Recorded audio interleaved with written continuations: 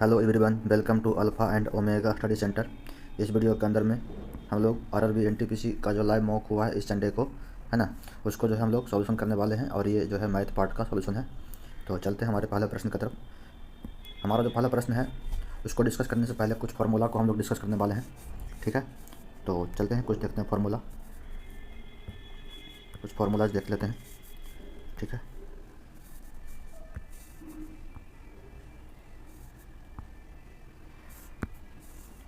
जो हमारा पहला फार्मूला है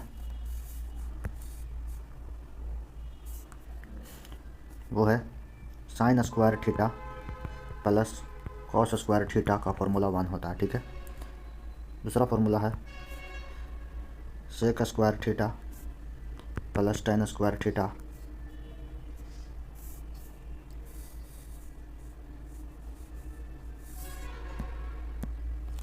सेक स्क्वायर थीटा, यहाँ प्लस नहीं माइनस, यहाँ माइनस, ठीक है।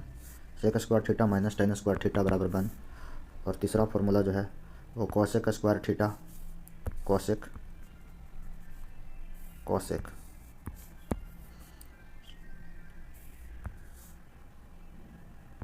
Cosec square theta minus cot square theta बराबर 1, ठीक है। ये तीन फार्मूला इधर हो गया और तीन फार्मूला और इधर, तीन फार्मूला और है जिसको कर लेते हैं रिविज़न। और कौन सा फार्मूला इसमें यूज होगा? तो एक फार्मूला यूज होगा sine theta into cosec theta बराबर 1। दूसरा फार्मूला होगा cos theta into sec theta बराबर 1। और तीसरा फार्मूला होगा कॉसेक थीटा नहीं, ये tan theta into cot theta बराबर 1, ठीक है। तो चलिए अब इसको क्वेश्चन को थोड़ा सॉल्व कर लेते हैं ताकि इसको समझने में थोड़ा आसानी होगा। Cosec minus sine, cosec minus sine का होल स्क्वायर और ये सेक माइनस कॉसेक का होल स्क्वायर आपस में तोड़ते हैं, ठीक है।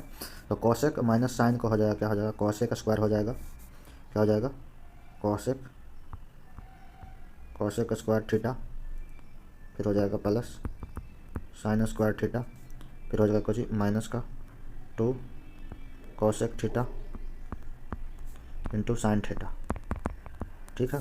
पहला टर्म को, जो दूसरा टर्म को ब्रेक करेंगे तो क्या हो जाएगा, ये हो जाएगा sec square theta plus cos square theta minus 2 sec theta into cos theta. तीसरा टर्म को जब ब्रेक करेंगे तो क्या हो जाएगा, ये हो जाएगा cot square theta plus tan square theta और क्या हो जाएगा minus 2 tan theta into cot theta, ठीक है। ये दोनों टर्म आपस में जुड़ा हुआ है, मतलब जोड़ है, ठीक है। और अगला जो टर्म है वो माइनस में है, तो माइनस में है तो इसका साइन सबका बदल जाएगा, यानी ये हो जाएगा माइनस का कॉट स्क्वायर, ये हो जाएगा माइनस का टेन स्क्वायर और ये हो जाएगा प्लस का हो जाएगा 2 टेन इंटू कॉट, ठीक है। अब यहाँ पर जो है ये कॉसेक इंटू साइन, सेक इंटू कॉसेक और टेन इंटू कॉट, ये वाला फार्मूला यूज़ करेंगे, है ना। तीनों स्थिति में इसका जो है फार्मूला से इसका कॉसेक इंटू साइन और सेक इंटू कॉस और ये का एक आएगा। और इधर जो है sine square plus cos square का यूज करेंगे, ये साइन स्क्वायर इधर है, ये साइन स्क्वायर वाला टर्म ये है और कॉस स्क्वायर वाला ये टर्म है। तो साइन स्क्वायर कॉस स्क्वायर आपस में जुटेगा तो उसका वैल्यू कितना आएगा, एक आएगा, ठीक है, एक। तो यहाँ लिखते हैं एक। उसके बाद फिर जो है ये कॉसेक स्क्वायर थीटा और ये माइनस का कॉट स्क्वायर थीटा, उसका फार्मूला क्या होगा, एक हो जाएगा प्लस 1। उसके बाद फिर कौन सा बच गया, ये सेक स्क्वायर थीटा और माइनस का टेन स्क्वायर थीटा, इसका भी क्या हो जाएगा प्लस 1। और इधर क्या हो जाएगा, ये यहाँ भी एक, यहाँ भी एक और यहाँ भी एक, तो 2 इंटू 1 -2, इधर -2 इधर +2, है ना। क्या हो जाएगा -2 और +2, ठीक है। तो -2 +2 यानी ये +2 से -2 और ये क्या हो जाएगा, 3 में से 2 जाएगा 1, आंसर क्या होगा, इसका आंसर 1 हो जाएगा, ठीक है। नेक्स्ट क्वेश्चन की तरफ चलते हैं। जो नेक्स्ट क्वेश्चन है हमारा, कर एक घनाभाकार कमरे की आंतरिक लंबाई और चौड़ाई और ऊंचाई, ठीक है।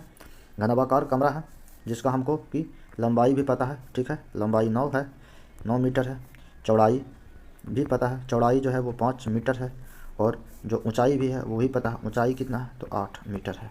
अब यहाँ बोल रहा है कि 100 रुपया प्रति वर्ग मीटर की दर से कमरे के चारों दीवारों को सफ़ेदी करने का कुल लागत जो है वो कितना है, 3360 रुपया, ठीक है। तो पहले क्या निकालेंगे, पहले हम ये निकालेंगे कि कमरे का जो है टोटल जो है चारों दीवारों का जो एरिया है वो कितना है, ठीक है। क्योंकि यहाँ पर जो है 1 मीटर स्क्वायर यानी 1 मीटर स्क्वायर एरिया को जो है वो 1 मीटर स्क्वायर प्रति वर्ग मीटर लिखा हुआ, तो 1 मीटर स्क्वायर एरिया को अगर सफ़ेदी करने का खर्च 100 रुपया है तो उसमें 100 से कर देंगे मल्टीप्लाई, तो क्या हो जाएगा टोटल जो है वो कॉस्ट निकल जाएगा। ठीक है, तो पहले निकालते हैं कि जो कमरे का जो टोटल जो है कुल चारों क्या बोल रहा है इसमें कह रहा है कि कमरे के केवल चारों दीवारों को, तो चारों दीवारों का एरिया का फॉर्मूला क्या होता है कमरे का, तो चारों दीवारों का जो एरिया का फॉर्मूला होता है, चारों दीवारों का क्षेत्रफल, चारों दीवारों का जो क्षेत्रफल का फॉर्मूला क्या होता है, तो उसका फॉर्मूला होता है 2 इंटू ऊँचाई इंटू लंबाई प्लस चौड़ाई। ठीक है, तो इस हिसाब से जो है हम क्या निकाल लेंगे, हम उस एरिया का क्षेत्रफल निकाल लेंगे जहाँ पर हमको कि पेंट करना है, सफ़ेदी करना है। ठीक है, तो निकालते हैं, तो 2 इंटू जो ऊँचाई, ऊँचाई का मतलब हो गया कितना 8 मीटर, उसके बाद इंटू लंबाई प्लस चौड़ाई और 9 और 5, 9 प्लस 5। ठीक है, तो उस हिसाब से हो जाएगा 8 दूनी का 16 हो जाएगा 16 और इंटू क्या हो जाएगा 9 5 14, 16 को 14 से मल्टीप्लाई करेंगे। ठीक है, इसको मल्टीप्लाई नहीं करना, रहने देते हैं, सही काटने में आसानी होगा। अब ये जो 16 इंटू 14 मीटर स्क्वायर जो आ गया, ये आ गया उस एरिया का क्षेत्रफल जहाँ की हमको सफ़ेदी करना है। ठीक है, और यहाँ पर ही क्वेश्चन में दिया हुआ है कि 1 मीटर स्क्वायर सफ़ेदी करने का जो किराया है वो है 100 रुपया है, तो जो है वो 16 गुने 14 मीटर स्क्वायर एरिया का जो पेंट करने का जो खर्च आएगा वो कितना आएगा, वो आएगा कितना, तो वो क्वेश्चन के हिसाब से हो जाएगा x इंटू क्या हो जाएगा 16 इंटू 14 है ना रुपया। लेकिन जो प्रश्न में कितना दिया हुआ खर्च, तो प्रश्न में जो दिया हुआ खर्च वो कितना दिया हुआ, वो दिया हुआ 3360 रुपया। दोनों को आपस में क्या करेंगे, बराबर करेंगे। ठीक है, इक्वल टू क्या हो जाएगा 3360 रुपया। अब यहाँ से जो है ये काटना पड़ेगा हमको।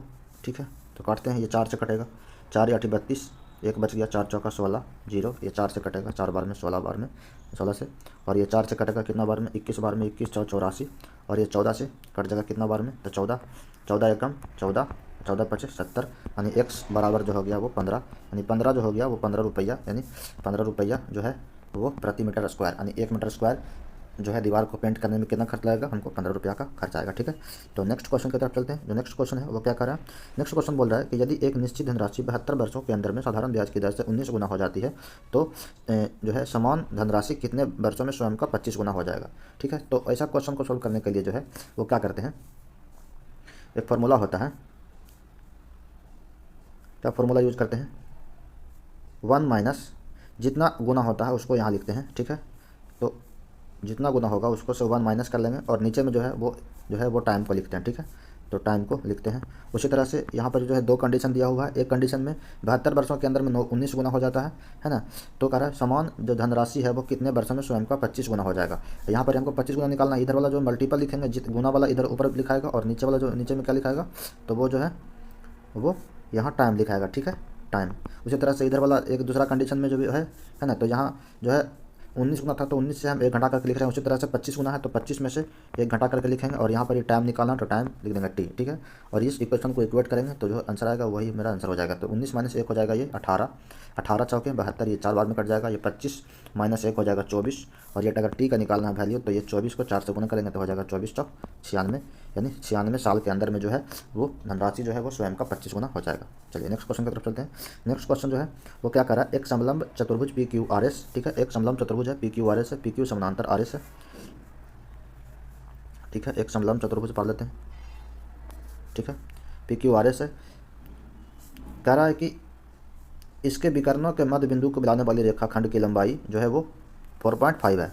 ठीक है, इसका विकर्ण को मिला देते हैं, इसका विकर्ण को मिला दिया। ठीक है, विकर्ण को मिलाने वाले विकर्ण के मध्य बिंदु को मिलाने वाले, तो मान लेते हैं इस विकर्ण ये पी क्यू आर एस है, तो ये मान लेते हैं ये पी है, ये क्यू है, ये आर है और ये एस है। ठीक है, तो पी आर और ये पी आर एक विकर्ण हो गया और एक कौन सा विकर्ण हो गया, क्यू एस हो गया। इन दोनों के विकर्ण के मध्य बिंदु मान लेते हैं ये है। ठीक है, मान लेते हैं ये एम है और ये एन है। ठीक है, तो एम एन जो है की लंबाई हमको क्वेश्चन में दिया हुआ है, कितना दिया हुआ है, ये 4.5 दिया हुआ है। ठीक है, अब इस क्वेश्चन के अंदर में जो है और क्या दिया हुआ है, एक समलंब की जो बड़ी समानांतर भुजा है वो छोटी समानांतर भुजा से 20% अधिक है। ठीक है, 20% का फ्रैक्शन क्या होता है, 1/5 होता है। ठीक है, तो जो बड़ी समानांतर भुजा जो है उसकी लंबाई जो हो जाएगा वो हो जाएगा 6 यूनिट हो जाएगा, यानी मान लेते हैं इसको बड़ा समानांतर भुजा ये 6x है। ठीक है, छोटा समानांतर भुजा जो है ये 5x हो जाएगा। ठीक है, अब इस क्वेश्चन के अंदर में कौन सा कंसेप्ट यूज होगा, तो कंसेप्ट यही वाला यूज होगा कि जो है समलंब चतुर्भुज के जो है विकर्णों के मध्य बिंदु को जो विकर्णों के मध्य बिंदु को मिलाने वाली जो रेखा होती है ना, उस कॉन्सेप्ट को जो लिख लेते हैं, जो रेखा होती है ना,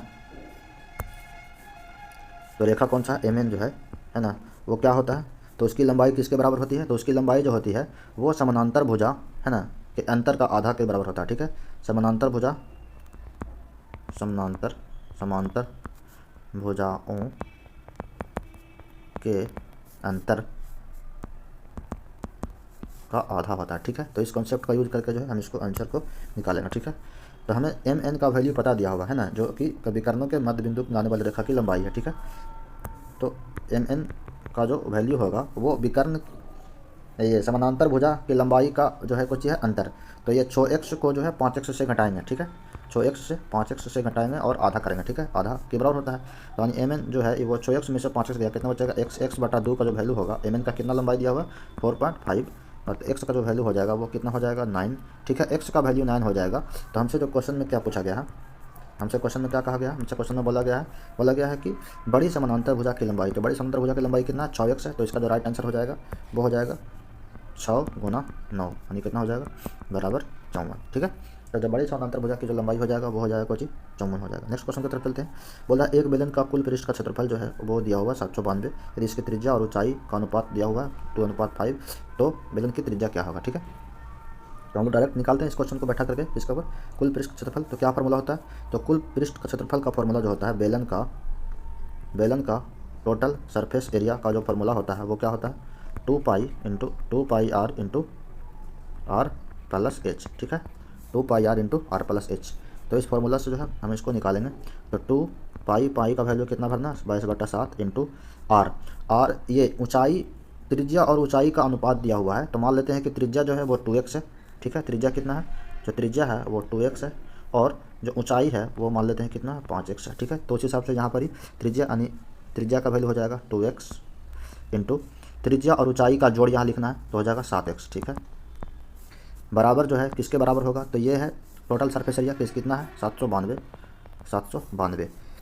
यहाँ जो है काटेगा तो काटना है, यहाँ से कटना चाहिए तो कटना चाहिए, ये 22 से कटेगा, 22 3 66 और 22 छक 32 से। ठीक है, और ये कटेगा कितना, ये कट जाएगा, ये 2 इधर है 2 इधर, 4 से 9 बार में कट जाएगा। ठीक है, और ये 7 से ये वाला 7 कट जाएगा, तो यहाँ x इंटू एक्स यानी एक्स स्क्वायर का जो वैल्यू है वो 9 है, तो x का वैल्यू कितना हो जाएगा 3 हो जाएगा। ठीक है, अगर x का वैल्यू 3 है तो हमसे क्या पूछ रहा है, हमसे पूछ रहा है बेलन की त्रिज्या, तो यहाँ त्रिज्या कितना है 2x है, यानी हो जाएगा 2 तिया का 6, यानी 6 सेंटीमीटर जो है इसकी त्रिज्या हो जाएगी। ठीक है, नेक्स्ट क्वेश्चन की तरफ चलते हैं। जो हमारा नेक्स्ट क्वेश्चन है वो क्या कर रहा है, नेक्स्ट क्वेश्चन कर रहा है पी क्यू से 25% अधिक और आर से 25% कम है। ठीक है, पी क्यू और आर तीन को यहाँ पर ही जो है वो वेरिएबल है। ठीक है, क्या बोल रहा है कि P जो है Q से 25% अधिक R से 25% कम है, तो यहाँ से हो जाएगा अगर P Q से 25% अधिक है तो 25% का फ्रैक्शन क्या हो जाएगा, तो 25% का जो फ्रैक्शन हो जाएगा 1/4। ठीक है ना, और तो 1/4, तो P जो है Q से 25% अधिक है, तो 25% अधिक है P, तो यानी इसका वैल्यू हो जाएगा 5 और इसका वैल्यू हो जाएगा 4 रेशियो में। ठीक है, उसके बाद जो है और कह रहा है Q से 25% अधिक है लेकिन R से जो है P है ना वो 25% कम है, R से 25% कम है, तो अगर R से 25% कम है तो ये 3 हो जाएगा और इधर कितना हो जाएगा, ये हो जाएगा 4। ठीक है, अब तीनों का रेशियो निकाल लेते हैं बारी बारी से, तो P का क्या हो जाएगा 5 तिहाई का 15, Q निकालना है तो 5 ये 3 चौका 12, और अगर R निकालना है तो यह हो जाएगा 4 5 का 20। ठीक है, तो यहाँ से P Q R का जो रेशियो हो जाएगा 15 12 और 20 आ जाएगा। तो हमको क्या पूछ रहा है P प्लस Q का वैल्यू क्या हो जाएगा, तो P और प्लस Q, P का 15 और ये 20, P का 5 तिया 15, Q का 4 तिया 12 और ये 5 चौका 20। हमसे पूछ रहा है Q प्लस R, क्या पूछ रहा है Q और R ये वाला 12 और 20 को ऐड करना। ठीक है, तो यहाँ कितना हो जाएगा 32, क्या हो जाएगा 32 हो जाएगा। ठीक है, 32 यूनिट आया, लेकिन हमसे क्या पूछ रहा है P plus Q plus R का मान P के रिस्पेक्ट में निकालना है। ठीक है, तो P के रिस्पेक्ट में निकालना है तो क्या करेंगे हम P से डिवाइड कर देंगे, यानी कितना हो जाएगा P के रिस्पेक्ट में हो जाएगा 32 P/15। ठीक है, तो नेक्स्ट क्वेश्चन की तरफ चलते हैं। नेक्स्ट क्वेश्चन जो हमारा है वो कह रहा है क्या कि एक निश्चित ये तालिका दिया हुआ उसमें कह रहा है एक साथ जो है वो ए और डी का कुल व्यय, ठीक है, ए और डी का कुल व्यय, यानी ए का व्यय कितना है 12,000 और डी का व्यय कितना है तो 15,000, यानी कितना हो जाएगा 15 12 27,000 हो जाएगा। कितना हो जाएगा 27,000, ठीक है 27,000। उसके बाद जो है कुल व्यय, कुल व्यय उसके बाद करें बी और एफ का कुल बचत, या बचत वाला जो है टेबल है, तो यहाँ बी और एफ का निकालना है। तो बी का बचत कितना है, बी का बचत है 17,000 और एफ का बचत कितना है, एफ का बचत जो है वो 8500 है ना, 17,000 और 8.5, यानी 8500 का मतलब हो गया 8,500। 17 8 कितना हो गया 8, 17 8 8 7 15 25, 25.5, यहाँ कितना हो जाएगा 25.5।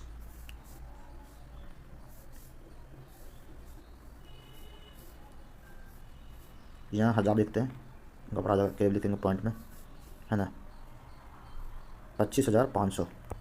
तो यहाँ से हो जाएगा क्या हो जाएगा, 1 शून्य से 2 शून्य कट जाएगा, ये 2 शून्य कट जाएगा, यहाँ बचेगा 270 बचेगा, इधर बचेगा 225 बचेगा। इसको काट देंगे 5 से, 5 से काट देंगे तो 5 से कटेगा कितना हो जाएगा ये 54 बार में कटेगा, और ये 5 से कितना बार में कटेगा तो ये हो जाएगा 25, 5 से कम 5, 3 से और कटेगा, 3 से कटेगा कितना बार में कटेगा, ये हो जाएगा 18, 17 तिया 51 और ये कितना हो जाएगा 18 तिया 54, तो इसका जो है 18:17 होगा, ठीक है। हमारा जो नेक्स्ट क्वेश्चन है क्या कर रहा है, नेक्स्ट क्वेश्चन बोल रहा है कि जो है आदित्य संपूर्ण कार्य को 72 दिन के अंदर में करता है, जबकि एक साथ टीना और प्रकाश जो है 36 दिन में करता है। यदि आदित्य और टीना की कार्य कुशलता का जो रेशियो है वो 8:5 है, तो एक साथ जो है प्रकाश आदित्य और जो है एक साथ प्रकाश और आदित्य जो है संपूर्ण काम को कितने दिन में करेंगे, ठीक है। एक साथ प्रकाश और आदित्य निकालना, ठीक है।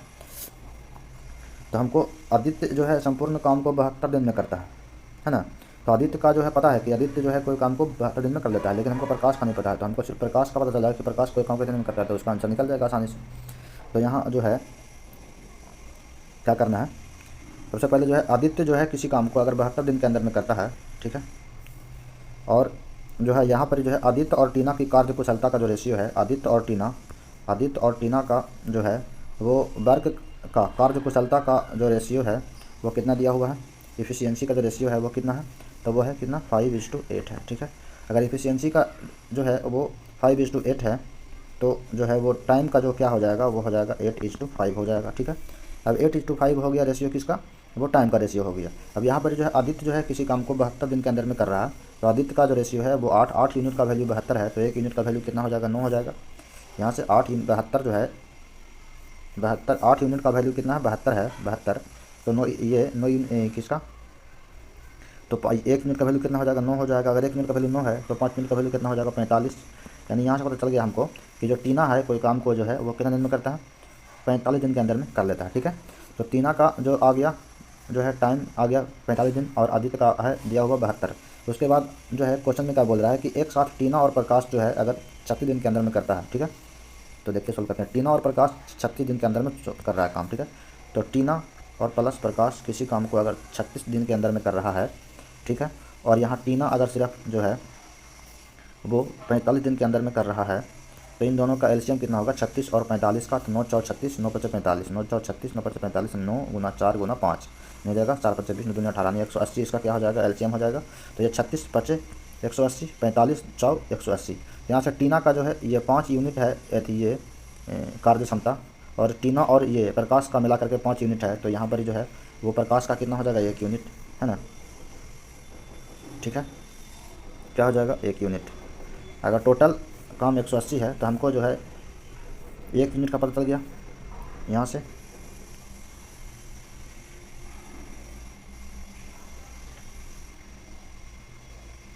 एक यानी प्रकाश जो है कोई काम को जो है 180 दिन के अंदर में करेगा, ठीक है। प्रकाश क्या करेगा 180 दिन के अंदर में काम करेगा। अब यहाँ से हमको प्रकाश का दिन पता चल गया कि प्रकाश एक काम को 180 दिन में कर सकता है, टीना जो है 45 दिन के अंदर में कर सकती है, और आदित्य जो है वो 72 दिन के अंदर में कर सकता है। तो क्वेश्चन के हिसाब से हमको क्या कर रहा है, क्वेश्चन में बोल रहा है कि एक साथ प्रकाश और आदित्य जो है संपूर्ण काम को कितने दिन में करेंगे, ठीक है, संपूर्ण काम को कितने दिन के अंदर में करेंगे। तो यहाँ से टोटल जो वर्क है वो 180 है, ठीक है, टोटल वर्क कितना 80 180 है, या सबका ये वर्क पता है। अगर जो है आदित्य 72 दिन के अंदर में कर रहा है, ठीक है, टीना जो है वो क्या कर रही है, टीना कर रही है 45 दिन के अंदर में कर रही है, और जो है वो प्रकाश जो है वो 180 दिन के अंदर में कर रहा है, तो इसका जो एलसीएम कितना हो जाएगा 360। अब ये जो है 360 जो है टोटल वर्क हो गया इन तीनों का। अब 72 25 360 45 दूनी 90 अच्छा 360 नहीं हो जाएगा, 8 बार में ये हो जाएगा, 8 इसका एफिशिएंसी हो जाएगा और ये 180 दूनी 360। तो यहाँ से हमको क्या पूछ रहा है, हमसे क्या निकालना, हमको निकालना सिर्फ क्या है, हमको निकालना है क्या, प्रकाश और आदित्य का संपूर्ण काम।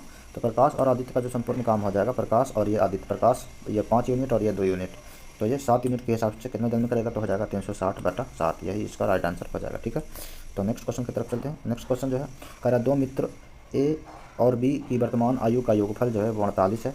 यदि ए 2 वर्ष बाद, है ना 48 है, ए और बी की वर्तमान आयु का योगफल 48 है, तो 2 वर्ष बाद उनकी आयु का अनुपात दिया हुआ है 6:7, तो उनकी आयु के बीच का अंतर क्या है। ठीक है, तो यहाँ से जो है रेशियो जो है वो 2 वर्ष बाद का दिया हुआ है, तो हम जो है वो दोनों का आयु जो है वो 2 वर्ष बाद का निकालेंगे। तो ए और बी का अगर वर्तमान आयु का योग 48 है तो 2 वर्ष के बाद कितना हो जाएगा, तो दोनों में 2-2 साल ऐड हो जाएगा, यानी हो जाएगा 52 साल। और यही 52 साल जो है वो किसके बराबर हो जाएगा, तो हो जाएगा ये 6 और 7 यानी 13 के बराबर हो जाएगा। 13 यूनिट का वैल्यू 52 है, तो 1 यूनिट का वैल्यू कितना हो जाएगा, तो जो कितना हो जाएगा 13 × 52 4। अब यहाँ पर इसे क्या बोल रहा है कि उनके आयु के बीच का अंतर, तो आयु के बीच का अंतर जो हो जाएगा वो 6 और 7 के बीच का अंतर कितना है 1, तो यही 1 यूनिट का वैल्यू कितना हो जाएगा 4, यानी 4 साल का अंतर है उनके बीच के आयु का। ठीक है, नेक्स्ट क्वेश्चन की तरफ चलते हैं। नेक्स्ट क्वेश्चन जो कह रहा है एक साझेदारी सोसाइटी में जनसंख्या का 1/3 हिस्सा पुरुष है और साक्षर और निरक्षर जनसंख्या का अनुपात जो है वो 5:3 है। ठीक है, जो है इधर देखते हैं क्या बोल रहा है यहाँ पर ही कि जो है 1/3 हिस्सा पुरुष है। ठीक है, तो मेल यहाँ टोटल जनसंख्या जो है के अंदर में जो है मेल और फीमेल का जो रेशियो है वो कितना है 1/3 हिस्सा है। ठीक है, 1/3। ठीक है, और साक्षर और निरक्षर जनसंख्या का जो रेशियो है वो है 5:3 है। ठीक है, 1/5 महिला निरक्षर है, तो जो है वो साक्षर पुरुष और महिला। तो हम एक ऐसा मतलब वैल्यू एज्यूम करते हैं जो कि 3 से भी कटता हो, 5 से भी कटता हो और ये है ना 8 से भी कटता हो। तो मान लेते हैं कि 240 जो है ना 240 एक ऐसा नंबर है जो सबसे कट रहा है। ठीक है, तो ये अगर टोटल जनसंख्या मान लेते हैं कि जो है सोसाइटी की जनसंख्या 240 लोगों की है। ठीक है, टोटल जनसंख्या मान लेते हैं कितना 240, यहाँ टोटल जनसंख्या मान लेते हैं 240 है। अब यहाँ से बोल रहा है कि 240 में से जो है 1/3 जो है वो पुरुष है। अगर 1/3 पुरुष है तो इसका 1/3 पुरुष क्या मतलब हो गया 80 पुरुष है। कितना हो जाएगा 80 पुरुष, 80 जो है पुरुष है और बाकी जो बचा 2/3 यानी 160 जो है वो महिला है। ठीक है, उसी प्रकार जो है वो क्या बोल रहा है, कह रहा है कि और यहाँ बोल रहा है कि साक्षर और निरक्षर जनसंख्या का जो रेशियो है वो है 5:3। ये भी जो है टोटल जनसंख्या के अंदर में ही बात कर रहा है कि टोटल जनसंख्या का जो है उसमें पढ़े लिखे लोग और अनपढ़ लोगों का जो अनुपात है वो है 5:3। ठीक है, तो यहाँ पर मान लेते हैं लिटरेट लोग यानी पढ़े लिखे लोग और जो है ना मान लेते हैं पढ़े लिखे लोग और अनपढ़ लोग जो है उनका रेशियो है कितना है, तो पढ़े लिखे लोग का रेशियो है जो 5 है। ठीक है, 5 है और अनपढ़ लोगों की संख्या जो है वो 3 है। ठीक है, तो अगर टोटल जनसंख्या 240 है तो इसमें से इसको जो है 5:30 के रेशियो में जो है बांट देते हैं। ठीक है, तो 5 3 8 8 3 24, 1 यूनिट का वैल्यू 30 हो जाएगा, तो 30 का 150 जो है उसमें से पढ़े लिखे लोग हैं और बचा हुआ जो भाग है कितना ये 90 जो है वो कौन सी है अनपढ़ लोग हैं। ठीक है, तो यहाँ पर इसे क्या बोल रहा है, क्वेश्चन में बोल रहा है कि 1/5 महिला की जनसंख्या निरक्षर है। जितनी महिला की जनसंख्या है उसका 1/5। अगर 1/5 महिला निरक्षर है, निरक्षर टोटल जनसंख्या जो है वो है 160 महिला है ना, और 160 महिला का 1/5 जो है वो कितना हो जाएगा 32, यानी 32 जो है महिला क्या है 32 महिला अगर निरक्षर है मतलब अनपढ़ लोग है, अनपढ़ महिला है, तो पढ़ी लिखी हुई महिला कितना बची, तो टोटल जनसंख्या का जो है वो अगर महिला में 32 ही लोग पढ़े लिखे हुए हैं तो अगर 90 में से 32 घटा लेंगे। ठीक है, तो कितना बचेगा, अनपढ़ जो है 32 अनपढ़ है, निरक्षर है ना, महिला जनसंख्या निरक्षर है, जहाँ से अनपढ़ से घटाएंगे 32 तो कितना बचेगा, ये बचेगा 58 बचेगा। तो ये 58 बच गया, ये कौन जो बच गए 58 अनपढ़, तो ये 58 अनपढ़ जो है वो पुरुष हैं। तो पुरुष में जो है अनपढ़ की संख्या जो हो जाएगा वो कितना हो जाएगा, पुरुष जो है अनपढ़ पुरुष के अंदर में है ना, मेल के अंदर में जो है अनपढ़ पुरुष कितना है, तो हो जाएगा 58। ठीक है, उसी तरह से अगर 58 जो है पुरुष जो है अनपढ़ हैं, टोटल पुरुष जो है 80 है, तो पढ़ा लिखा पुरुष कितना हो जाएगा, तो पढ़ा लिखा पुरुष जो हो जाएगा वो हो जाएगा 22 हो जाएगा। कितना हो जाएगा 22। तो पढ़ा लिखा पुरुष कितना हो जाएगा 22 हो जाएगा, ठीक है। तो यहाँ से पढ़ा लिखा पुरुष और अनपढ़ पुरुष के बीच का जो अनुपात हो जाएगा वो हो जाएगा 11:29, ठीक है। ये हो जाएगा राइट आंसर। नेक्स्ट क्वेश्चन की तरफ चलते हैं। नेक्स्ट क्वेश्चन जो है वो क्या कर रहा है, x बराबर 25 है, तो इसका जो है सोल्यूशन करना है, ठीक है। x को वैल्यू भर देते हैं इसमें, तो यहाँ भरना 25 इंटू फिर लिखा हुआ 25 यहाँ भराएगा, फिर प्लस 25 फिर लिखा हुआ माइनस, तो माइनस कर देंगे, फिर लिखा हुआ x यानी 25 स्टार यानी गुना, और उसके बाद 8, उसके बाद फिर क्या लिखा हुआ है फर्स्ट बैंड है, उसके बाद प्लस है 2x है 2 गुना 25, ठीक है। इसको सोल्यूशन करना, यहाँ से क्या हो जाएगा 25 प्लस 25 50, 50 इंटू 25 हो जाएगा 125 पर 1 ठीक है। माइनस हो जाएगा 25 8 200, ये हो जाएगा 200, फिर प्लस हो जाएगा 25 दूनी 50, 200 में 50 चला, ये कितना हो जाएगा 1250 में चला जाएगा 200, तो बचेगा कितना 1050, 1050 प्लस 50 यानी हो जाएगा कितना 1100। इसका राइट आंसर कितना हो जाएगा 1100। नेक्स्ट क्वेश्चन की तरफ चलते हैं। नेक्स्ट क्वेश्चन क्या कर रहा है, a plus B plus C बराबर 6 है, A square B square C square बराबर 32 है, A cube B cube C cube बराबर 189 है, तो 4 ए बी सी का वैल्यू क्या होगा, ठीक है। तो यहाँ से क्या करते हैं हम लोग जो है A cube plus B cube plus C cube minus 3 A B C का फॉर्मूला वाला जो है ना उसको यूज़ करते हैं। तो सबसे पहले जो है A plus B plus C का होल स्क्वायर का फॉर्मूला, तो क्या फॉर्मूला यूज़ करते हैं पहले, तो इसका हो जाएगा क्या हो जाएगा यहाँ से, तो हो जाएगा A square plus B square plus C square plus 2 into A B plus B C plus C A, ठीक है। यहाँ से जो है 6 का स्क्वायर बराबर जो हो जाएगा, इसका वैल्यू दिया हुआ 32 है ना, प्लस जो है वो 2 into A B plus B C plus C A, ठीक है।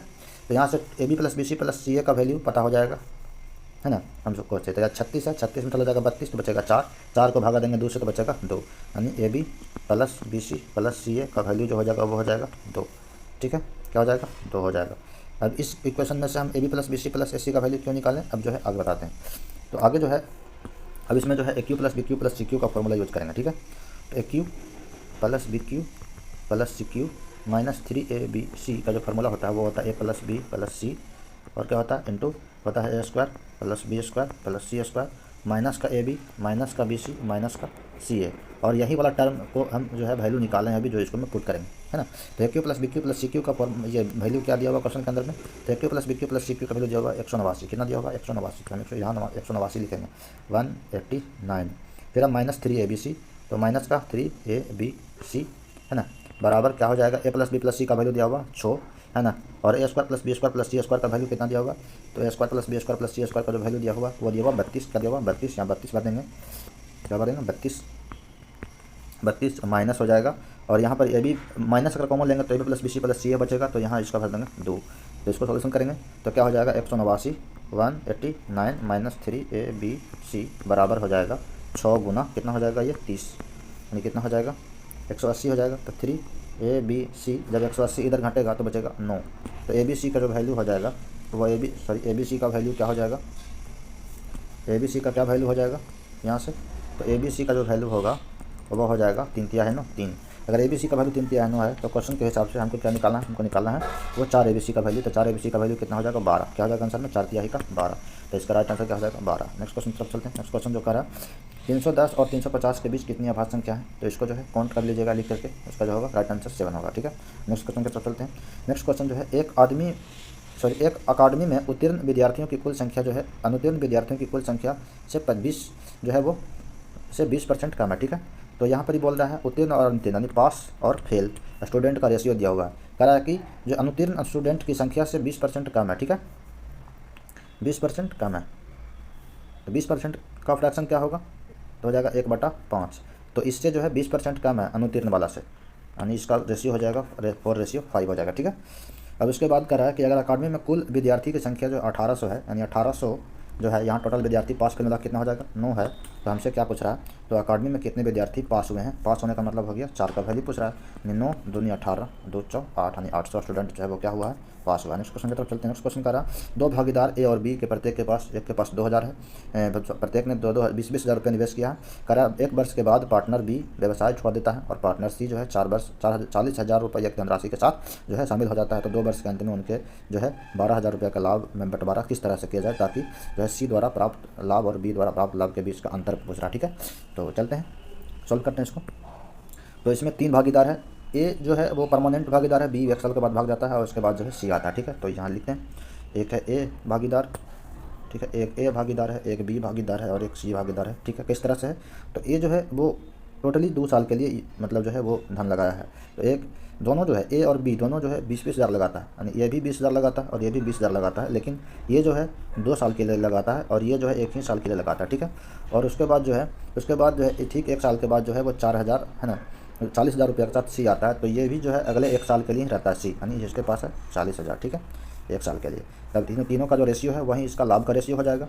तो ये रेशियो निकाल लेते हैं, 1 शून्य से 1 शून्य कट गया, ये शून्य कट गया, और जो है और कुछ कटेगा तो ये 2 से कटेगा 2 बार में, 2 से कटेगा 1 बार में, 2 से कटेगा ये 2 कैंसिल, यानी 2 बचेगा, 2 रेशियो 1 रेशियो 2, यानी इसका जो तीनों का ABC का लाभ का रेशियो जो हो जाएगा वो 2:1:2। अब यहाँ पर जो है टोटल लाभ जो है 12,000 दिया हुआ है, तो 12,000 का जो वैल्यू है वो हो जाएगा 5 के बराबर यूनिट के। तो हमको पूछ रहा है सी के द्वारा और बी के द्वारा जो है वो लाभ प्राप्त हुआ, इसके बीच का अंतर। तो सी और बी जो है 1 लाभ प्राप्त हुआ यूनिट, और इसका दोनों के बीच का अंतर कितना है 1, तो यानी जो है वही 1 यूनिट का वैल्यू पूछ रहा है हमको, 2 यूनिट का नहीं। तो बस 5 से भाग कर देंगे तो हो जाएगा 2400 के आसपास में होगा, ठीक है, 2400 दोनों का अंतर होगा, ठीक है। नेक्स्ट क्वेश्चन की तरफ चलते हैं। नेक्स्ट क्वेश्चन जो है वो प्रथम 15 सम प्राकृतिक संख्याओं का योग पूछ रहा है। तो प्रथम जो है 15 सम प्राकृतिक संख्या कौन कौन सा हो सकता है।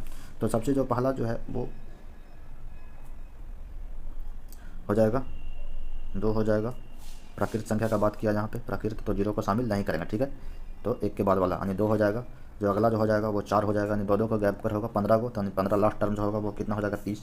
अब इसको जोड़ निकालना है, तो जो है अगर 2 टर्म के बीच का जो है डिफरेंस अगर सेम होता है, यहाँ पर डिफरेंस सेम है, 2 का गैप है, तो इसका जो फॉर्मूला क्या होता है समेशन का, तो एसन का फॉर्मूला होता है n/2 × होता है फर्स्ट टर्म, है ना, फर्स्ट टर्म और लास्ट टर्म, ठीक है, इसका फॉर्मूला होता है, ठीक है।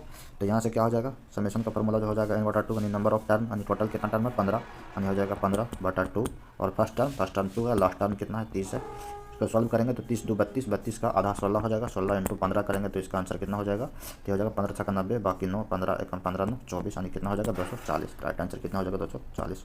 नेक्स्ट क्वेश्चन की तरफ चलते हैं। एक थैले में 7 सफ़ेद और 9 नीली गेंदें हैं, ठीक है।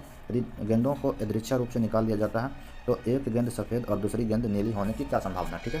तो इस क्वेश्चन को कैसे सॉल्व करेंगे, तो इस क्वेश्चन को सॉल्व करने के लिए सबसे पहले क्या करेंगे कि सबसे पहले जो है सबसे पहले क्या निकालेंगे, टोटल हमको कितना गेंद निकालना है। तो टोटल जो हमको 2 गेंद निकालना, तो सबसे पहले जो है 16, ये टोटल गेंद कितना है 7 सफ़ेद और 9, है ना, जो है वो सफ़ेद गेंद कितना है, सफ़ेद गेंद जो है टोटल है वह है 7, और नीली गेंद कितना है, नीली जो गेंद है वो कितना है 9 है, ठीक है। तो टोटल जो हो गया टोटल गेंद जो हो गया वो हो गया 16।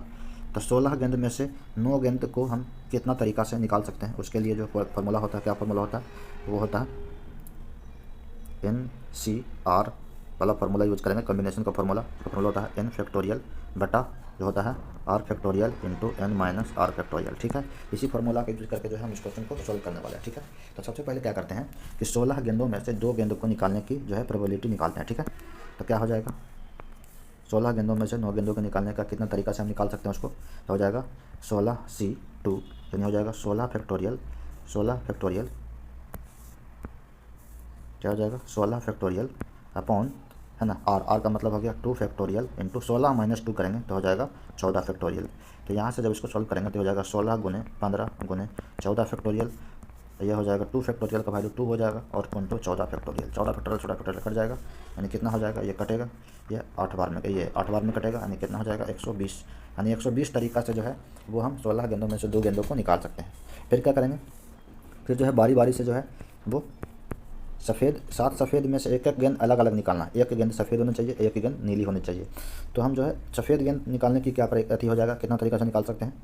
तो सफ़ेद गेंद के लिए जो है वो हो जाएगा कितना, वो हो जाएगा 7C1, है ना। तो हो जाएगा कितना 7 फैक्टोरियल बटा 1 फैक्टोरियल इंटू जो है 7 - 1 6 फैक्टोरियल, यानी क्या हो जाएगा 7 × 6 फैक्टोरियल बटा 6 फैक्टोरियल से कट जाएगा, यानी कितना हो जाएगा 7 हो जाएगा इसको, है ना। 7 सफ़ेद गेंद में से एक सफ़ेद गेंद निकालने का जो है वो तरीका, ये 7 तरीका से निकाल सकते हैं। और उसी तरह से नीली गेंद में से, है ना, 9 गो नीली गेंद है, उसमें से निकालने का क्या तरीका हो सकता है। तो इसको जो है 9 गेंद जो है, तो इसका क्या हो जाएगा, इसका हो जाएगा 9C1, उस हिसाब से क्या हो जाएगा 9 फैक्टोरियल बटा 1 फैक्टोरियल इंटू क्या हो जाएगा 8 फैक्टोरियल, ठीक है। 8 फैक्टोरियल का है कि 9 में से 1 घटाएंगे तो 8 फैक्टोरियल, यहाँ से हो जाए इसको तोड़ेंगे तो हो जाएगा 9 गुना 8 फैक्टोरियल, है ना, बटा 8 फैक्टोरियल से कटेगा तो बचेगा 9। तो इसका जो है 9 नीली गेंद में से 1 नीली गेंद निकालने का तरीका 9 तरीका, 7 सफ़ेद गेंद में से 1 सफ़ेद गेंद निकालने का तरीका 7 तरीका, है ना, और टोटल जो है वो 16 गेंदों में से 2 गेंद निकालने का जो तरीका है वो 120 है। तो अब जो है इसका प्रोबेबिलिटी निकालने के लिए जो है वो क्या करेंगे, है ना, क्या लिखेंगे, तो प्रायिकता क्या हो जाएगा, तो प्रायिकता जो हो जाएगा वो हो जाएगा, है ना, जो है सफ़ेद गेंद की प्रायिकता गुने जो है नीली गेंद की प्रायिकता, है ना, और बटा टोटल गेंद की प्रायिकता, ठीक है ना। तो बस इसी को सोल्यूशन करेंगे तो इसका आंसर आ जाएगा। तो सफ़ेद गेंद का जो है वो 7 सफ़ेद था और 9 नीली, 9 आया, इसका टोटल कितना आया 120 आया, तो यानी हो जाएगा कितना 63 बटा 120, यानी क्या हो जाएगा आंसर 21 बटा हो जाएगा 40। यही इसका राइट आंसर है, क्वेश्चन का राइट आंसर, ठीक है। नेक्स्ट क्वेश्चन की तरफ चलते हैं। नेक्स्ट क्वेश्चन जो है वो कह रहा है डेटॉल और पानी के मिश्रण के 12 लीटर जो है वो मात्रा में पानी, डिटॉल और पानी का जो रेशियो है वो डिटॉल और पानी का रेशियो कितना है 5 ये है 1:5 है। फिर कुछ कह रहा है मिश्रण में पानी निकालने का बात कर रहा है, कितनी मात्रा मिलाया जानी चाहिए ताकि डिटॉल और पानी का अनुपात जो है 1:8 हो जाए। यहाँ सिर्फ पानी मिलाने का बात कर रहा है, लेकिन डिटॉल की जो मात्रा में कोई छेड़छाड़ नहीं किया जा रहा है, ठीक है। तो हम क्या करेंगे, डिटॉल का मात्रा को सेम करेंगे। डिटॉल का मात्रा यहाँ भी 1 यूनिट है, यहाँ भी 1 यूनिट सेम है, तो बस जो है टोटल जो है कितना है मिक्सचर जो है वो 12 लीटर का है, यहाँ पर ही कितना है 6 लीटर का है, कितना जो एक्स्ट्रा मिला है तो 3 एक्स्ट्रा है यहाँ से, तो यहाँ से 3 कर देंगे तो इसका हो जाएगा आधा, आनी हो जाएगा 6 लीटर, यानी 6 लीटर जो एक्स्ट्रा पानी मिला है, ठीक है। इसका राइट आंसर हो जाएगा 6 लीटर। नेक्स्ट क्वेश्चन की तरफ चलते हैं। नेक्स्ट क्वेश्चन जो कह रहा है एक 6 अंकीय संख्या जो है वो जो है 14 से विभाजित है तो एक्स का वैल्यू क्या होगा, ठीक। इसको कैसे निकालेंगे, इसको कोई फालतू दिमाग में लगाना है, बस यही करना है कि डायरेक्ट जो 14 से डिवाइड करके देखेंगे, है ना। तो यहाँ से 14 से अगर डिवाइड करेंगे ये तीनों में 712 के अंदर में, तो 14 5 70 यानी 1 बचेगा, है ना, 1 बच जाएगा, है ना। और यहाँ पर इसे 2 है और इसके बाद x है, ठीक है। अब यहाँ पर इसे x की जगह पर ऐसा क्या लिखेंगे ताकि 72 इसके बगल में रहेगा तो 14 से कट जाएगा, तो बारी बारी से इसका रंग कर देखते हैं। एक बार रखते हैं 6, ठीक है, तो यह हो जाएगा 126 72। अब इसको भागा देंगे 14 से 14 छबील से, 14 छबील से, लेकिन 72 कटेगा नहीं 14 से, तो ये 6 होगा नहीं, तो ये नहीं होगा। उसके बाद अगला जो है अगर इसको 4 रखते हैं 124 72 करते हैं तो 14 छबील से 14 8 बलियतल से 8 बार में 112, तो बचेगा 12, यहाँ बचेगा 12, फिर हो जाएगा 127 14 छबील से फिर बचेगा 12, तो ये भी नहीं कटेगा, तो ये भी 4 भी नहीं होगा। अगला जो है 5 रखेंगे तो हो जाएगा 125 72 करके रखते हैं, तो यहाँ से हो जाएगा 14 8 बलियतल से 112 में 125 कटेगा तो बचेगा 13, यानी 113 यानी 137 बचेगा। और 14 छबील से 26 और 14 8 बलियतल से ये वाला कट जाएगा, यानी ये वाला कट जाएगा, यानी हो जाएगा इसका आंसर कितना हो जाएगा, इसका वैल्यू हो जाएगा 5 हो जाएगा। नेक्स्ट क्वेश्चन की तरफ चलते हैं। नेक्स्ट क्वेश्चन जो है एक अधूरे खंभे के आधार से 150 मीटर दूरी पर एक बिंदु से, है ना, मान लेते हैं यहाँ पर एक खंभा है, इसके आधार से 150 मीटर की दूरी से बोल रहा है कि शीर्ष का उन्नयन कोण 30 डिग्री है ना। पहले यहाँ पर इसका शीर्ष का उन्नयन कोण कितना 30 डिग्री बना रहा है। फिर क्या बोल रहा है, कह रहा है खंभे को इस प्रकार कितना ऊंचा करना है, खंभा को और ऊंचा कितना करना है ना, ताकि जो है उसका समान बिंदु से, यानी यहीं से जो है इसका जो अति है वो एंगल ऑफ एलिवेशन जो है वो कितना हो जाए 45 हो जाए, क्या हो जाए 45 हो जाए, ठीक है। तो बस इसको सोल्व करते हैं। तो सबसे पहले जो है हमको पता है कि ये खंभा से इसकी दूरी 150 मीटर है, ठीक है। तो यहाँ से जो है जिस टाइम उन्नयन कोण 30 डिग्री था उस टाइम जो है खंभे की ऊंचाई कितना हो जाएगा, तो 30 डिग्री का जो जब रहता है एंगल तो इसका जो है तीनों भुजा का जो रेशियो होता है वो कितना होता है 1/√3, ठीक है, इसका होता है। तो यहाँ से जो हो जाएगा ये √3 यूनिट का वैल्यू 150 है, तो 1 यूनिट का वैल्यू कितना हो जाएगा, तो ये हो जाएगा 50√3, ठीक है। तो यहाँ तक जो है 50√3 है। अब जब हम एंगल ऑफ एलिवेशन 45 लेंगे, यहाँ तक पूरा लेंगे, तो 45 में क्या होता है, वो होता है 45 का अंदर में जो रेशियो होता है वो भुजा का रेशियो 1:1 होता है। तब 45 के हिसाब से 1 यूनिट का वैल्यू 150 है, ठीक है। तो ये भी 150, तो इसका भी कितना होना चाहिए टोटल 150, यानी यहाँ से यहाँ तक लंबाई कितना हो जाएगा 150। अब यहाँ से यहाँ तक 150 है, तो हमको क्या पूछ रहा है, तो कह रहा है कितना मीटर ऊंचा, यानी सिर्फ हमको यहीं तक का लंबाई पूछ रहा है। तो पूरा लंबाई में से हम इतना लंबाई घटा देंगे तो क्या हो जाएगा, हमको जो है वो लंबाई पता चल जाएगा कि कितना मीटर ऊँचा उठाया गया, ठीक है। तो हम क्या करेंगे कि 150 में से घटा देंगे, 150 में घटाएंगे 50√3, ठीक है। फिर कैसे हटाएंगे इसको सोल्व करने का तरीका क्या होता है यार देखते हैं। तो 150 में अगर 50 कॉमन ले लेंगे, 50 कॉमन ले लेते हैं, तो क्या बचेगा यहाँ पर 50 दिया पर 800 माइनस का बचेगा ये √3, है ना, √3 बचेगा, कितना बचेगा 50 × 3 माइनस, और इसका जो वैल्यू होता है √3 का क्या होता है 1.732 होता है वैल्यू, इसको रख देंगे।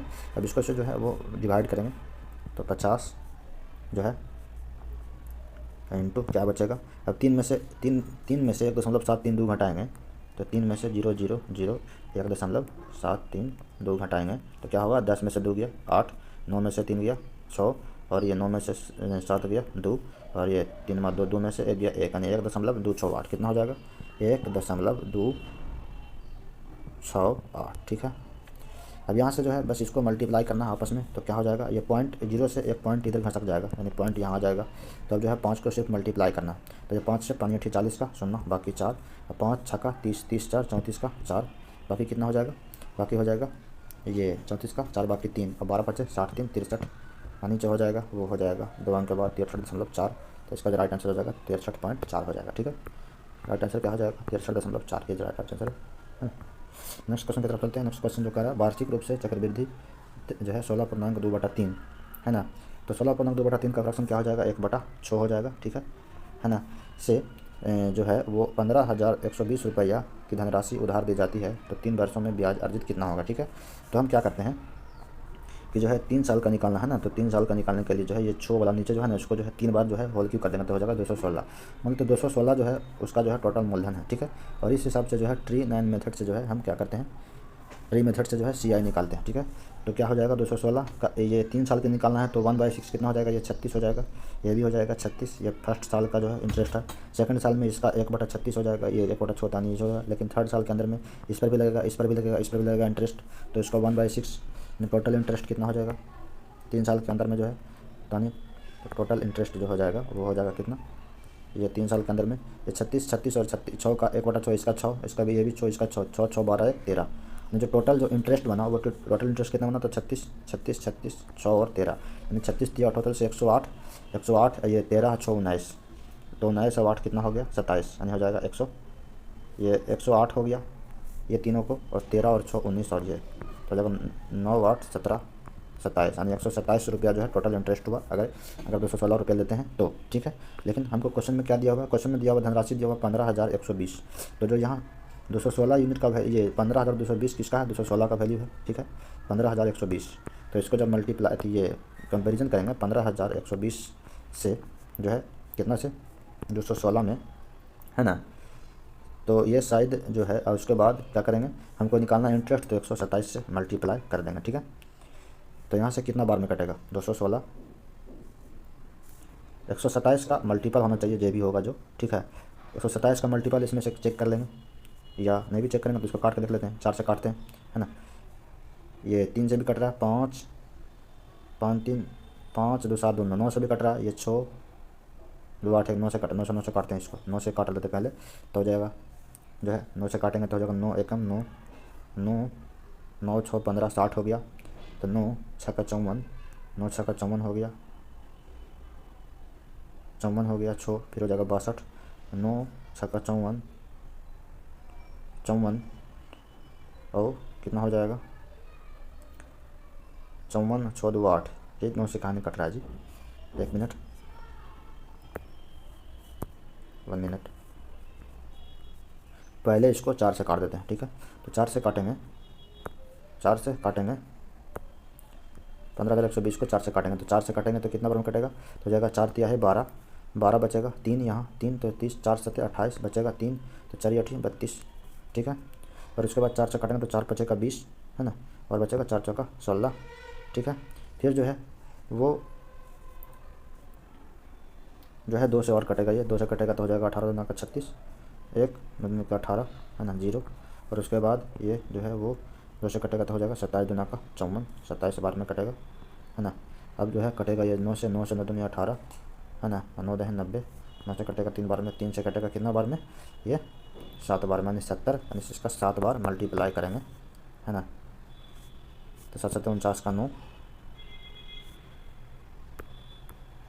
है ना, 7 7 49 का 9, बाकी 4, है ना, और 10 84 4 88, है ना, तो ये इसका राइट आंसर हो जाएगा यहाँ से 88, यहाँ पर 1 चुनना, ये इसका राइट आंसर। ठीक है, नेक्स्ट क्वेश्चन की तरफ चलते हैं। नेक्स्ट क्वेश्चन जो है वो कह रहा है इसका इकाई अंक क्या होगा, तो 6 6 8 48, तो हो जाएगा 8 8 13 24 4। ठीक है, नेक्स्ट क्वेश्चन की तरफ चलते हैं। नेक्स्ट क्वेश्चन जो कह रहा है 15 संख्याओं का औसत 30 है, तो अगर 15 संख्याओं का औसत 30 है, टोटल जो इसका जो योग हो जाएगा वो योग कितना हो जाएगा, योग हो जाएगा 15 3 45 450। ठीक है, अब यहाँ से बोल रहा है कि इसमें पहली 5 संख्या का औसत, मध्य 5 संख्या का औसत और अंतिम 5 संख्या का औसत जो है वो 2 1 और 3 है। मान लेते हैं पहली 5 संख्या का औसत जो है वो 2x है, जो नेक्स्ट जो है वो 5 संख्या का औसत x है, और जो है अगला जो है 5 संख्या का औसत 3x है, कितना 3x है।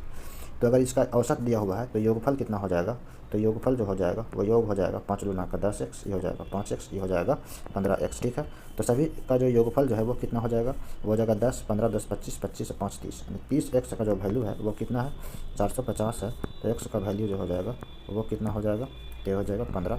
अगर x का वैल्यू 15 है तो हमसे क्या पूछ रहा है, तो पहली 10 संख्या का औसत क्या होगा। ठीक है, तो पहली 10 संख्या का औसत, तो यहाँ से 15 है तो ये इसका पहला 5 संख्या का औसत हो जाएगा कितना, पहला 5 संख्या का औसत 30, तो योगफल जो हो जाएगा वो 60 हो जाएगा। ठीक है, यहाँ पर ही x का वैल्यू भरेंगे तो यहाँ 30 आएगा, यहाँ से भरेंगे तो x का वैल्यू 15 आएगा। अगर अगला 5 संख्या का औसत जो है वो 15 है तो योगफल जो हो जाएगा वो 15 × 75 हो जाएगा। कितना हो जाएगा, 75 हो जाएगा। तो यहाँ से कितना हो जाएगा, है ना। अगर जो है पहला 5 संख्या का औसत 2x दिया हुआ है और यहाँ x का वैल्यू जो है वो 15 आया, तो 15 दूनी 30 है ना, तो 30 और ये 30 आया, औसत आया, तो योगफल हो जाएगा 30 × 50 150, क्या हो जाएगा 150 हो जाएगा। यहाँ 60 नहीं होगा, 150, 60 नहीं होगा, 150 होगा, है ना, 150। और नेक्स्ट जो है बीच वाला जो है वो 5 संख्या का औसत जो है वो x है, यानी यहाँ x का वैल्यू 15 है, तो 15 × 75 यानी कितना हो जाएगा 225। और ये टोटल कितना नंबर है 10, तो 10 से डिवाइड कर देंगे तो कितना हो जाएगा 22.5। इसका राइट आंसर क्या हो जाएगा 22.5। तो है पहला जो 10 संख्या का औसत जो है वो क्या हो जाएगा 22.5। नेक्स्ट क्वेश्चन की तरफ चलते हैं। नेक्स्ट क्वेश्चन जो कह रहा है जब एक वस्तु पर 10% का छूट दी जाती है तो इसका विक्रय मूल्य इतना हो जाता है, तो 15%। और यहाँ क्या बोल रहा है कि 10% की छूट दी जाती है तो इसका विक्रय मूल्य इतना है। ठीक है, तो विक्रय मूल्य कितना है, ये है 2970 10% के छूट के ऊपर। ठीक है, तो क्रय मूल्य जो हो जाएगा, तो फिर कुछ ही करा, यदि 15% और 20% की 2 क्रमिक छूट दी जाती है ना, तो उसका विक्रय मूल्य क्या होता। ठीक है, अगर 10% का जो है छूट दिया जाता है तो उसका विक्रय मूल्य इतना है, तो क्रय मूल्य कितना हो जाएगा। क्रय मूल्य निकालने के लिए बस इससे क्या करना है, इसको काटना है, तो क्रय मूल्य हो जाएगा 29 27 33, यानी कितना हो जाएगा, कितना हो जाएगा 3300 रुपये हो जाएगा। ठीक है, 3300 हो जाएगा। अब यहाँ से अब इसमें बोल रहा है हमको कि 15% और 20% की 2 छूट देना है, तो 15% छूट का मतलब है कि 85% पे बेचेगा, यानी 85 17/50 17 × 50 85 20 × 100। उसके बाद 20% का छूट मतलब 80% बेचेगा, तो 20 × 80 और 20 × 100। इसको करेंगे तो 20 × 100, 100 से ये 2 शून्य कट जाएगा। ठीक है, तो बाकी जो बचा गुना कर देंगे, है ना, तो यहाँ से हो जाएगा कितना हो जाएगा 33 × 17 × 4 कर देंगे। ठीक है, तो 17 4 68 × 33 कर देंगे। ठीक है, तो कर देते हैं गुना, तो 8 × 24 बाकी 2 4 × 18 2 20। ठीक है, और 8 ये हो जाएगा 4 0 और 2, तो इसका जो हो जाएगा 4 4 2 और 2 2244। ठीक है, नेक्स्ट क्वेश्चन की तरफ चलते हैं। नेक्स्ट क्वेश्चन क्या बोल रहा है, करा कि 4/11 2/5 और 7/10 का महत्तम निकालना है। तो HCF निकालने के लिए क्या होगा, जो है 14/11 2/5 और 7/10, इसका HCF निकालना। तो ऊपर वाला का HCF निकालेंगे और नीचे वाला का LCM। ठीक है, भिन्न का ऐसे ही निकलता है HCF, तो ऊपर का जो HCF होगा वो हो जाएगा 2 और नीचे का जो LCM हो जाएगा वो हो जाएगा कितना हो जाएगा, तो हो जाएगा 110। ठीक है, 110 हो जाएगा 110। अब क्या बोल रहा है का व्युत्क्रम, इसका व्युत्क्रम निकालना, तो जब व्युत्क्रम करेंगे तो 110/2, यानी इसका राइट आंसर कितना हो जाएगा 55। कितना हो जाएगा 55।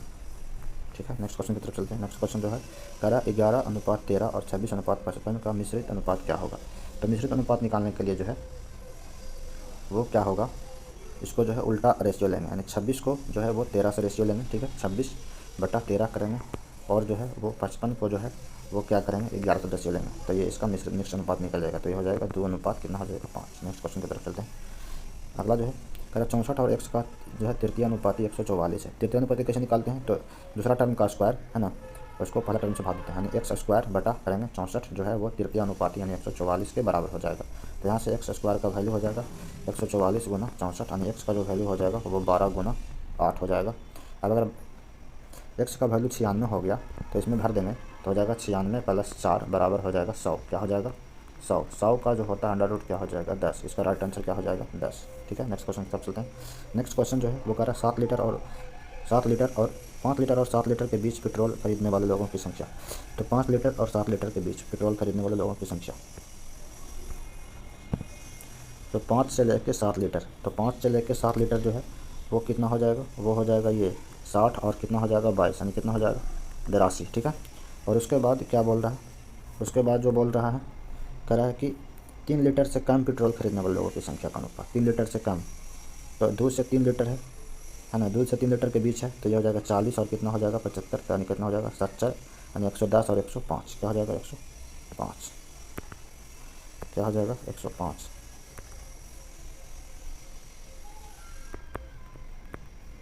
105 नहीं, क्या लिखा होगा ये 70 और 40, 7 4 11 110, 5 15 यानी 115 होगा, क्या होगा 115, 115 होगा, ठीक है।